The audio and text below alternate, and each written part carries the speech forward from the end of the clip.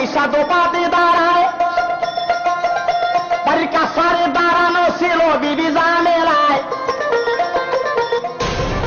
আরে বিবির দিকে তাকাইয়া তালুকদার বলিতে লাগিল, এই শাড়িটা কোথায় পাইছো তাই আমারে বলো। বিবি এইটাই আমার তাঁতের গো শাড়ি, তুমি সত্য করে বলো এখনই রে, এটা আমার তাঁতের গো শাড়ি।